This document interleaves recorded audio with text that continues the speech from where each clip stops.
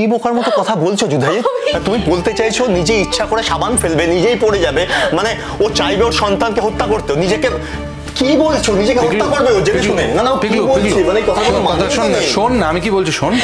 শিরিন হয়তো নিজেকে হত্যা করতে চায়নি। তাহলে কি মানে আছে কথাটা? সন্তানকেও হত্যা করতে চায়নি। ডক্টর বোস আসছেন তো, তখন সবটা ক্লিয়ার হয়ে যাবে, বুঝলি? দেখ পিকলু, আমরা কিন্তু কেউ জানি না ঘটনাটা এক্স্যাক্টলি কি ঘটেছে। ডক্টর বোস আসুক, শিরিনকে চেক আপ করুক, দেখুক যে শিরিনের কতটা ক্ষতি হয়েছে, শিরিনের সন্তানের কতটা ক্ষতি হয়েছে। দেখ, এমনটা তো হতেই পারে যে শিরিন হয়তো ওই সাবানটা ছড়াচ্ছিল, আর ছড়াতে গিয়ে নিজেই পা স্লিপ করে পড়ে গেছে, এবং ওর মনে হয়েছে এই দোষটা যদি গুড্ডির ঘাড়ে চাপানো যায় তাহলে গুড্ডিকে একটা লেসন দেওয়া যাবে। হতেই তো পারে, তাই না শিরিন?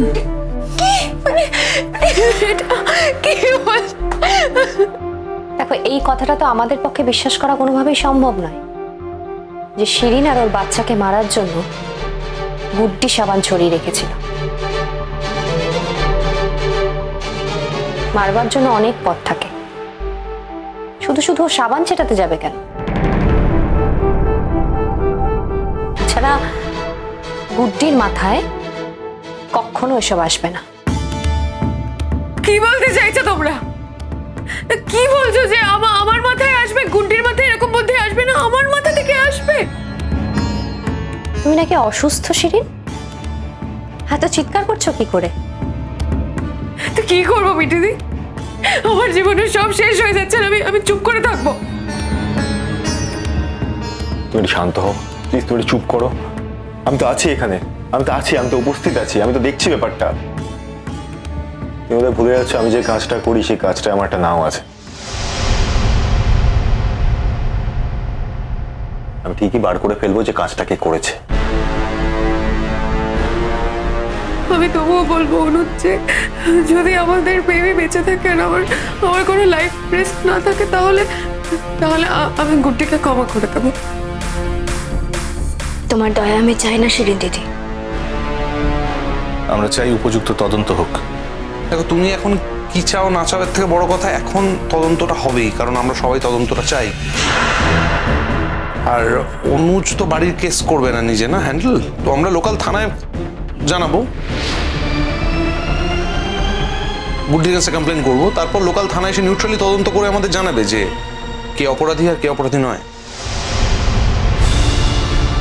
এক্স্যাক্টলি, আমরাও তো জানতে চাইবো যে গুড্ডি কিরকম। তুমি ভেবো না যে এই ক্রাইসিসটা শুধুমাত্র তোমাদের একার, এই ক্রাইসিসটা আমাদের সবার। আর যদি এটা সত্যি হয়ে থাকে তাহলে অবশ্যই গুড্ডির শাস্তি হওয়া দরকার। আমরা নিজেরা দাঁড়িয়ে থেকে গুড্ডিকে শাস্তি দেব। তবে শিরিন, তুমি কিন্তু ব্যাকফুটে গেলে চলবে না।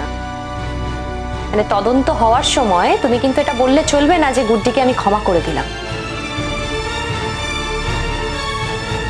আমার আর ভালো লাগছে না, অনুজ, তুমি চুপ করতে বলো না, ওদের চুপ করতে দেবো না, আমার ভালো লাগছে না। আমি প্লিজ সবার কাছে হাত জোড় করে অনুরোধ করছি, প্লিজ। ও একটা মারাত্মক মেন্টাল স্ট্রেসের মধ্যে আছে, এর মাঝখানে ওকে আর প্লিজ তোরা এই সমস্ত কথা বলে বিরক্ত করিস না। দাদা, একটু বোঝার চেষ্টা কর, ওর মানসিক অবস্থা এখন ঠিক নেই, প্লিজ। এই তো ডাক্তারবাবু আসুন। দেখুন না কি অবস্থা, হঠাৎ করে বাথরুমে পড়ে গিয়ে কি হয়েছে বলছে, তো খুব যন্ত্রণা করছে, দেখুন না।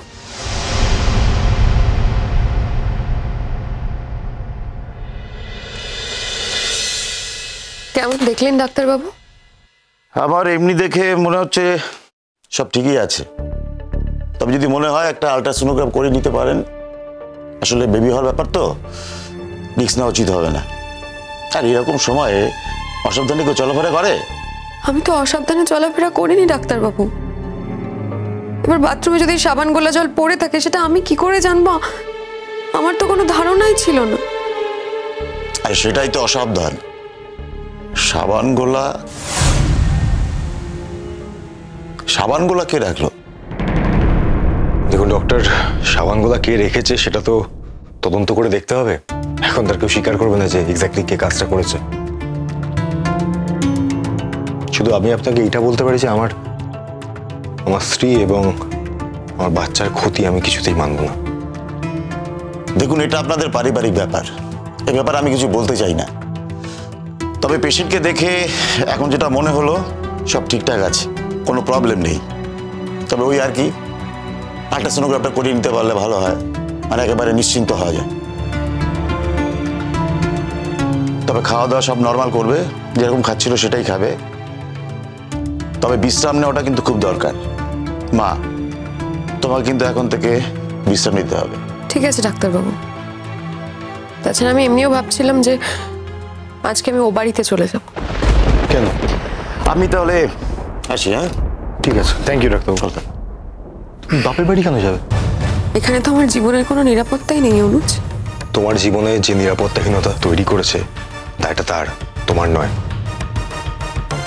কাউকে যদি এই বাড়ি থেকে চলে যেতে হয় সে যাবে, তুমি কেন যাবে?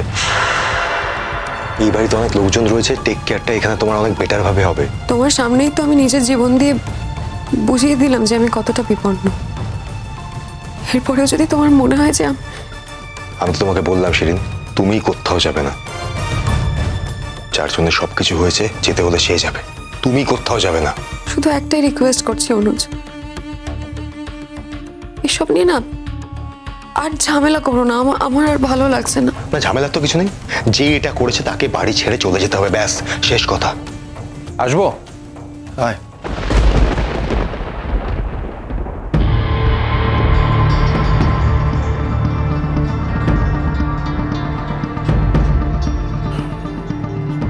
কি বললেন?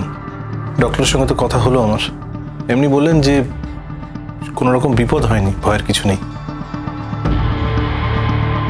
হ্যাঁ, সেটা ঘটেনি ঠিকই, তবে ঘটতে পারতো। ডক্টর বলেছে আল্ট্রাসোনোগ্রাফি করতে, সেটা বোধহয় তোমাকে বলেনি, তাই না? না না, বলেছেন, কিন্তু আমি এখনই বলে দিচ্ছি, আল্ট্রাসোনোগ্রাফিতে কিছু পাওয়া যাবে না।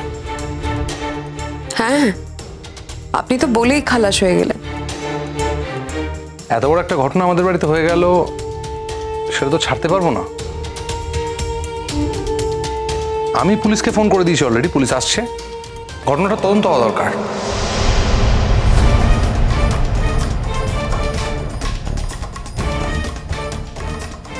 এই বাড়িতে তুমি পুলিশ ঢোকাবে দাদা ভাই? জেঠুমনির পারমিশন নিয়েছো?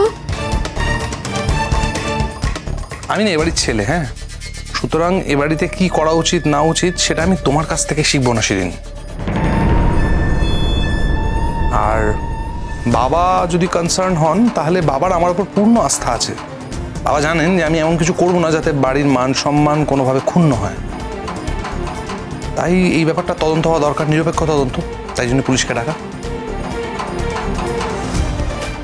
আর সব থেকে বড় ব্যাপার, এত বড় অন্যায় যখন তোমার ওপর হয়েছে, একটা প্রতিবাদ হওয়া উচিত। কি? দেখ দাদা ভাই, একটা কথা বলে দিই, এই বাড়িতে একটা বিপদ হয়েছে, যে কারণেই হোক না কেন। দাঁড়াও দাঁড়াও, সে যে কারণেই হোক না কেন মানে কারণটা তো জানো। ইচ্ছে করে সেখানে গুড্ডি সাবান ফেলে রেখেছিল, তাই এই বিপদটা হয়েছে। কি মানে এটাই কারণ? পরিষ্কার করে বলো না, তুমি যেটা বিশ্বাস করো সেটাই বলো। এছাড়া আর তো কোনো অপশন নেই। তাহলে সেটা প্রমাণ হওয়া দরকার, আর সেক্ষেত্রে আমি গুড্ডিকেও স্পেয়ার করবো না। আমাকেও তো জানতে হবে যাকে আমি বিয়ে করেছি সে ঠিক এই ধরনের মানসিকতা নিয়ে চলে কিনা। একটাই কথা, বাড়িতে এটা জানাজানি হয়ে যাবে, তাই আমরা নিজেরাই বলে দিচ্ছি যে আমরা কিন্তু পুলিশকে আসতে বলেছি। এসবের কোনো কিন্তু দরকার ছিল না। আমি কিন্তু এত বড় স্টেপ নিতে চাইনি। দেখো, তুমি কি চাইবে সেই অনুযায়ী তো সবসময় আমরা চলতে পারবো না শিরিন। তুমি হয়তো স্টেপ নিতে চাওনি, কিন্তু আমরা চেয়েছি। সেটা তো তোমরা আমার উপর প্রতিশোধ নেওয়ার জন্য চাইছো। কিসের প্রতিশোধ? আর তোমার উপর আমরা প্রতিশোধ কেন নিতে যাব?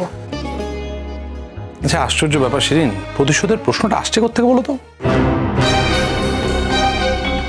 একটা অন্যায় হয়েছে, সেইটার প্রতিবাদ করা দরকার, সেটার একটা এগেনস্টে একটা কিছু করা দরকার, সেই জন্যই যা কিছু করা। প্রতিশোধের প্রশ্নটা দেখো, গুড্ডি অন্যায় কিছু করে থাকতে পারে যেটা আমরা জানি না, কারণ আমরা তো গুড্ডিকে পছন্দ করি, তাই গুড্ডির কোনো দোষ দেখি না। কিন্তু তুমি শুরু থেকে গুড্ডির সম্পর্কে কিন্তু আমাদের অ্যালার্ট করে আসছো, তাই না? এবং সেই অ্যালার্টটা আমরা কখনো শুনিনি। এবারে যখন এত বড় একটা ঘটনা ঘটেই গেছে, তাহলে সেটার একটা নিরপেক্ষ তদন্ত হওয়া দরকার এবং জানা দরকার যে গুড্ডি কাজটা করেছে কিনা। গুড্ডি যদি এই কাজটা করে থাকে তাহলে শাস্তি হবে। আমার ধারণা যে আমরা এটা করে যাতে অন্যায়টার কোনোদিন না হয় সেটার এগেনস্টে ফাইট করছি। আমার মনে হয় না গুড্ডির এই তদন্ততে কোনো আপত্তি আছে। কি গুড্ডি? স্টার জলসার প্রিয় শো দেখার জন্য সাবস্ক্রাইব করুন আমাদের ইউটিউব চ্যানেলে এবং আপডেটেড থাকার জন্য প্রেস করুন বেল আইকন।